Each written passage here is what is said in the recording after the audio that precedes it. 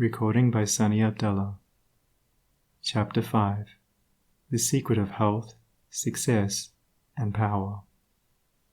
We all remember with what intense delight, as children, we listened to the never-tiring fairy tale. How eagerly we followed the fluctuating fortunes of the good boy or girl, ever protected in the hour of crisis from the evil machinations of the scheming witch, the cruel giant, or the wicked king.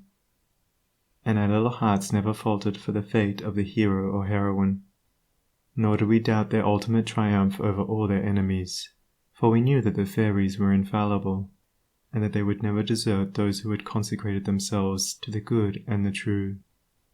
And what unspeakable joy pulsated within us when the fairy queen, bringing all her magic to bear at the critical moment, scattered all the darkness and trouble, and granted them the complete satisfaction of all their hopes, and they were, happily ever after. With the accumulating years and an ever-increasing intimacy with the so-called realities of life, our beautiful fairy world became obliterated, and its wonderful inhabitants were relegated, in the archives of memory, to the shadowy and unreal. And we thought we were wise and strong in thus leaving forever the land of childish dreams. But as we re-become little children in the wondrous world of wisdom, we shall return again to the inspiring dreams of childhood and find that they are, after all, realities.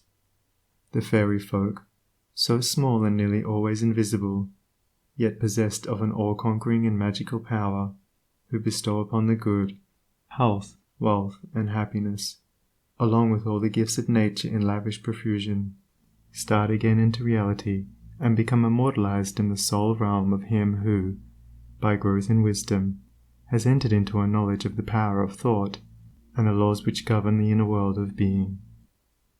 To him the fairies live again as thought people, thought messengers, thought powers working in harmony with the overruling good.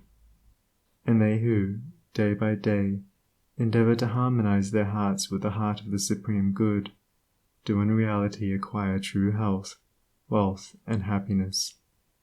There is no protection to compare with goodness, and by goodness I do not mean a mere outward conformity to the rules of morality. I mean pure thought, noble aspiration, unselfish love, and freedom from vainglory. To dwell continually in good thoughts is to throw around oneself a psychic atmosphere of sweetness and power which leaves its impress upon all who come in contact with it. As the rising sun puts to rout the helpless shadows, so are all the impotent forces of evil put to flight by the searching rays of positive thought which shine forth from a heart made strong in purity and faith. Where there is sterling faith and uncompromising purity, there is health, there is success, there is power. In such a one, disease, failure, and disaster can find no lodgment, for there is nothing on which they can feed. Even physical conditions are largely determined by mental states, and to this truth the scientific world is rapidly being drawn. The old, materialistic belief that a man is what his body makes him is rapidly passing away, and is being replaced by the inspiring belief that a man is superior to his body, and that his body is what he makes it by the power of thought. Men everywhere are ceasing to believe that a man is despairing because he is dyspeptic, and are coming to understand that he is dyspeptic because he is despairing, and in the near future, the fact that all disease has its origin in the mind will become common knowledge. There is no evil in the universe but has its root and origin in the mind, and sin, sickness, sorrow, and affliction do not, in reality, belong to the universal order, are not inherent in the nature of things, but are the direct outcome of our ignorance of the right relations of things. According to tradition, there once lived, in India, a school of philosophers who led a life of such absolute purity and simplicity that they commonly reached the age of 150 years, and to fall sick was looked upon by them as an unpardonable disgrace, for it was considered to indicate a violation of law. The sooner we realize and acknowledge that sickness, far from being the arbitrary visitation of an offended God, or the test of an unwise providence, is the result of our own error or sin, the sooner we shall enter upon the highway of health. Disease comes to those who attract it, to those whose minds and bodies are receptive to it, and flees from those whose strong, pure, and positive thought sphere generates healing and life-giving currents. If you are given to anger, worry, jealousy, greed, or any other inharmonious state of mind and expect perfect physical health, you are expecting the impossible, for you are continually sowing the seeds of disease in your mind. Such conditions of mind are carefully shunned by the wise man, for he knows them to be far more dangerous than a bad drain or an infected house. If you would be free from all physical aches and pains, and would enjoy perfect physical harmony, then put your mind in order and harmonize your thoughts. Think joyful thoughts, think loving thoughts. Let the elixir of goodwill course through your veins, and you'll need no other medicine. Put away your jealousies, your suspicions, your worries, your hatreds, your selfish indulgences, and you'll put away your dyspepsia, your biliousness, your nervousness and aching joints. If you will persist in clinging to these debilitating and demoralizing habits of mind, then do not complain when your body is laid low with sickness. The following story illustrates the close relation that exists between habits of mind and bodily conditions. A certain man was afflicted with a painful disease, and he tried one physician after another, but all to no purpose. He then visited towns which were famous for their curative waters, and after having bathed in them all, his disease was more painful than ever. One night he dreamed that a presence came to him and said, "Brother, hast thou tried all means of cure?" And he replied, "I have tried all." "Nay," said the presence, "come with me, and I will show thee a healing bath which has escaped thy notice." The afflicted man followed, and the presence led him to a clear pool of water, and said, "Plunge thyself in this water, and thou shalt surely recover," and thereupon vanished. The man plunged into the water, and on coming out, lo! his disease had left him, and at the same moment he saw written above the pool the word, "Renounce." Upon waking, the full meaning of his dream flashed across his mind, and looking within he discovered that he had, all along, been a victim to a sinful indulgence, and he vowed that he would renounce it forever. He carried out his vow, and from that day his affliction began to leave him, and in a short time he was completely restored to health. Many people complain that they have broken down through overwork. In the majority of such cases, the breakdown is more frequently the result of foolishly wasted energy. If you would secure health, you must learn to work without friction. To become anxious or excited, or to worry over needless details, is to invite a breakdown. Work, whether of brain or body, is beneficial and health-giving, and the man who can work with a steady and calm persistency, freed from all anxiety and worry, and with his mind utterly oblivious to all but the work he has in hand, will not only accomplish far more than the man who is always hurried and anxious, but he will retain his health, a boon which the other quickly forfeits. True health and true success go together, for they are inseparably intertwined in the thought realm. As mental harmony produces bodily health, so it also leads to a harmonious sequence in the actual working out of one's plans. Order your thoughts and you will order your life. Pour the oil of tranquility upon the turbulent waters of the passions and prejudices, and the tempests of misfortune, howsoever they may threaten, will be powerless to wreck the bark of your soul as it threads its way across the ocean of life. And if that bark be piloted by a cheerful and never-failing faith, its course will be doubly sure, and many perils will pass it by which would otherwise attack it. By the power of faith, every enduring work is accomplished. Faith in the Supreme, faith in the overruling law, faith in your work, and in your power to accomplish that work. Here is the rock upon which you must build if you would achieve, if you would stand and not fall.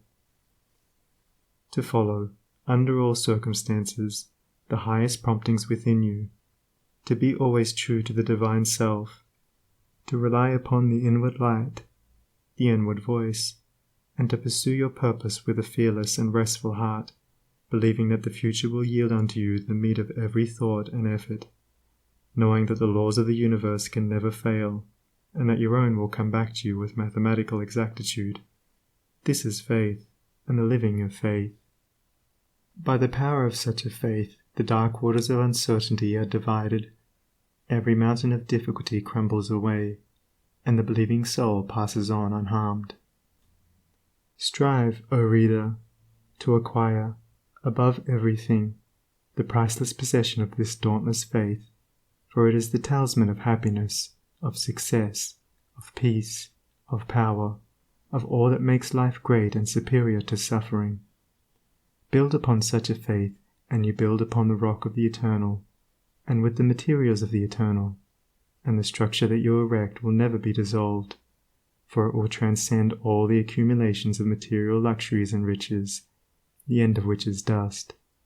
Whether you are hurled into the depths of sorrow, or lifted upon the heights of joy, ever retain your hold upon this faith, ever return to it as your rock of refuge, and keep your feet firmly planted upon its immortal and immovable base. Centered in such a faith, you will become possessed of such a spiritual strength as will shatter, like so many toys of glass, all the forces of evil that are hurled against you, and you will achieve a success such as the mere striver after worldly gain can never know or even dream of. If ye have faith, and doubt not, ye shall not only do this, but if ye shall say unto this mountain, Be thou removed, and be thou cast into the sea, it shall be done. There are those today, men and women tabernacled in flesh and blood, who have realized this faith, who live in it and by it day by day, and who, having put it to the utmost test, have entered into the possession of its glory and peace. Such have sent out the word of command, and the mountains of sorrow and disappointment, of mental weariness and physical pain have passed from them, and have been cast into the sea of oblivion. If you will become possessed of this faith, you will not need to trouble about your success or failure, and success will come. You will not need to become anxious about results, but will work joyfully and peacefully, knowing that right thoughts and right efforts will inevitably bring about right results. I know a lady who has entered into many blissful satisfactions, and recently a friend remarked to her, "Oh, how fortunate you are! You only have to wish for a thing, and it comes to you."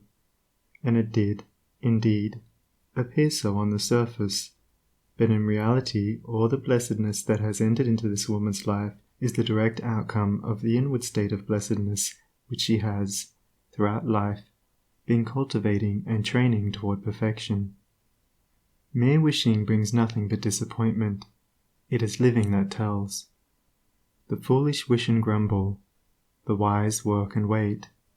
And this woman had worked without and within, but especially within upon heart and soul, and with the invisible hands of the Spirit she had built up, with the precious stones of faith, hope, joy, devotion and love, a fair temple of light, whose glorifying radiance was ever round about her. It beamed in her eye, it shone through her countenance, it vibrated in her voice, and all who came into her presence felt its captivating spell. And as with her, so with you. Your success, your failure, your influence, your whole life you carry about you, for your dominant trends of thought are the determining factors in your destiny. Send forth loving, stainless, and happy thoughts, and blessings will fall into your hands, and your table will be spread with the cloth of peace. Send forth hateful, impure, and unhappy thoughts, and curses will rain down upon you, and fear and unrest will wait upon your pillow. You are the unconditional maker of your fate, be that fate what it may. Every moment you are sending forth from you the influences which make or mar your life. Let your heart grow large and loving and unselfish, and great and lasting will be your influence and success, even though you make little money. Confine it within the narrow limits of self-interest, and even though you become a millionaire, your influence and success at the final reckoning will be found to be utterly insignificant. Cultivate, then, this pure and unselfish spirit, and combine with purity and faith, singleness of purpose, and you are evolving from within the elements, not only of abounding health and enduring success, but of greatness and power. If your present position is distasteful to you, and your heart is not in your work, nevertheless perform your duties with scrupulous diligence, and whilst resting your mind in the idea that the better position and greater opportunities are waiting for you, ever keep an active mental outlook for budding possibilities, so that when the critical moment arrives and the new channel presents itself, you will step into it with your mind fully prepared for the undertaking, and with that intelligence and foresight which is born of mental discipline. Whatever your task may be, concentrate your whole mind upon it. Throw into it all the energy of which you are capable. The faultless completion of small tasks leads inevitably to larger tasks. See to it that you rise by steadily climbing, and you will never fall. And herein lies the secret of true power. Learn, by constant practice, how to husband your resources, and to concentrate them, at any moment, upon a given point. The foolish waste all their mental and spiritual energy in frivolity, foolish chatter, or selfish argument, not to mention wasteful physical excesses. If you would acquire overcoming power, you must cultivate poise and passivity. You must be able to stand alone. All power is associated with immovability. The mountain, the massive rock, the storm-tried oak, all speak to us of power, because of their combined solitary grandeur and defiant fixity, while the shifting sand, the yielding twig, and the waving reed speak to us of weakness, because they are movable and non-resistant, and are utterly useless when detached from their fellows. He is the man of power who, when all of his fellows are swayed by some emotion or passion, remains calm and unmoved. He only is fitted to command and control who has succeeded in commanding and controlling himself. The hysterical, the fearful, the thoughtless and frivolous, let such seek company, or they will fall for lack of support. But the calm, the fearless, the thoughtful, and let such seek the solitude of the forest, the desert, and the mountain top, and to their power more power will be added, and they will more and more successfully stem the psychic currents and whirlpools which engulf mankind. Passion is not power, it is the abuse of power, the dispersion of power. Passion is like a furious storm which beats fiercely and wildly upon the embattled rock, whilst power is like the rock itself, which remains silent and unmoved through it all. That was a manifestation of true power when Martin Luther, wearied with the persuasions of his fearful friends, who were doubtful as to his safety should he go to Worms, replied, "If there were as many devils in Worms as there are tiles on the housetops, I would go." And when Benjamin Disraeli broke down in his first parliamentary speech, and brought upon himself the derision of the House, that was an exhibition of germinal power when he exclaimed, "The day will come when you will consider it an honour to listen to me." When that young man, whom I knew, passing through continual reverses and misfortunes, was mocked by his friends and told to desist from further effort, and he replied, "The time is not far distant when you will marvel at my good fortune and success," he showed that he was possessed of that silent and irresistible power which is taking him over innumerable difficulties, and crowned his life with success. If you have not this power, you may acquire it by practice, and the beginning of power is likewise the beginning of wisdom. You must commence by overcoming those purposeless trivialities to which you have hitherto been a willing victim. Boisterous and uncontrolled laughter, slander and idle talk, and joking merely to raise a laugh, all these must be put on one side as so much waste of valuable energy. St. Paul never showed his wonderful insight into the hidden laws of human progress to greater advantage than when he warned the Ephesians against foolish talking and jesting which is not convenient, for to dwell habitually in such practices is to destroy all spiritual power and life. As you succeed in rendering yourself impervious to such mental dissipations, you will begin to understand what true power is, and you will then commence to grapple with the more powerful desires and appetites which hold your soul in bondage, and bar the way to power, and your further progress will then be made clear. Above all, be of single aim. Have a legitimate and useful purpose, and devote yourself unreservedly to it. Let nothing draw you aside. Remember that the double-minded man is unstable in all his ways. Be eager to learn but slow to beg. Have a thorough understanding of your work, and let it be your own. And as you proceed, ever following the inward guide, the infallible voice, you will pass on from victory to victory, and will rise step by step to higher resting places, and your ever-broadening outlook will gradually reveal to you the essential beauty and purpose of life. Self-purified, health will be yours. Faith protected, success will be yours. Self-governed, power will be yours. And all that you do will prosper, for, ceasing to be a disjointed unit, self-enslaved, you will be in harmony with the great law, working no longer against, but with, the universal life, the eternal good. And what health you gain, it will remain with you. What success you achieve will be beyond all human computation, and will never pass away. And what influence and power you wield will continue to increase throughout the ages, for it will be a part of that unchangeable principle which supports the universe.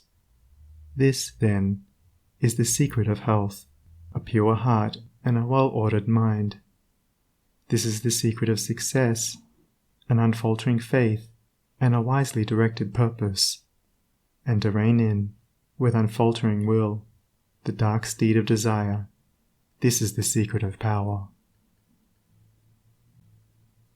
All ways are waiting my feet to tread, the light and dark, the living and the dead, the broad and narrow way, the high and low, the good and bad, and with quick step or slow, I now may enter any way I will, and find, by walking, which is good, which ill. And all good things my wandering feet await, if I but come, with vow inviolate, unto the narrow, high and holy way of heart-born purity, and therein stay. Walking, secure from him who taunts and scorns, to flowery meads across the path of thorns. And I may stand where health, success, and power await my coming, if, each fleeting hour, I cling to love and patience, and abide with stainlessness, and never step aside from high integrity. So shall I see at last the land of immortality. And I may seek and find, I may achieve, I may not claim, but, losing, may retrieve. The law bends not for me, but I must bend unto the law. If I would reach the end of my afflictions, if I would restore my soul to light and life, and weep no more. Not mine the arrogant and selfish claim to all good things, be mine the lowly aim, to seek and find, to know and comprehend, and wisdom-ward all holy footsteps wend. Nothing is mine to claim or to command, but all is mine to know and understand. End of Chapter 5. Recording by Sunny Abdullah.